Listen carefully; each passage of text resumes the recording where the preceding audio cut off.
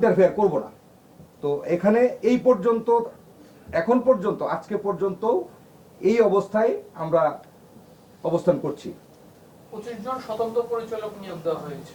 হ্যাঁ, এটা নিয়োগ দেওয়া হচ্ছে, এটা নিয়োগ দেওয়া হচ্ছে, আমি বলি আপনারা, এটা নিয়োগ দেওয়া হচ্ছে যে আমাদের স্টক এক্সচেঞ্জ থেকে আমাদের যে শেয়ার আছে, শেয়ারের যে আমরা স্টক এক্সচেঞ্জের মেম্বার বা যারা এই শেয়ারগুলো যাদের কাছে বিক্রি করা আছে, ওইখান থেকে একটা পরিচালক নিয়োগ দেওয়া হয়েছে এবং প্রত্যেকটা ফ্যাক্টরির এগেনিস্টে 5 জন 4 জন করে পরিচালক নিয়োগ দেওয়া আছে।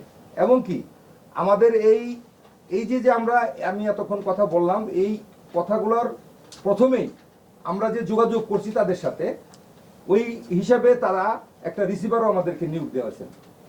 সেই রিসিভারের মাধ্যমে আমাদেরকে আশ্বস্ত করা হয়েছে যে আপনাদের গার্মেন্টসগুলো, আপনাদের প্রতিষ্ঠানগুলো চলবে। এখানে রিসিভার স্যারে আমাদের ইন্ডাস্ট্রিয়াল পার্কে উনি সেভারেল টাইম গেছেন, পরিদর্শন করছেন, সব কিছু দেখেছেন।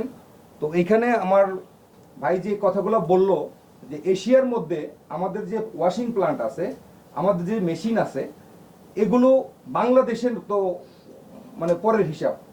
আমরা আন্তর্জাতিক মানের যে সমস্ত মেশিনারিজ এবং দক্ষ শ্রমিক, দক্ষ অফিসার যে পরিমাণ আমাদের ইন্ডাস্ট্রিয়াল পার্কে আছে, এটা আমরা চ্যালেঞ্জ করতে পারি যে বিগত দিনে লাস্ট 13 বছরে আমরা প্রত্যেকটা মাসের 7 তারিখে বেতন পরিশোধ করেছি।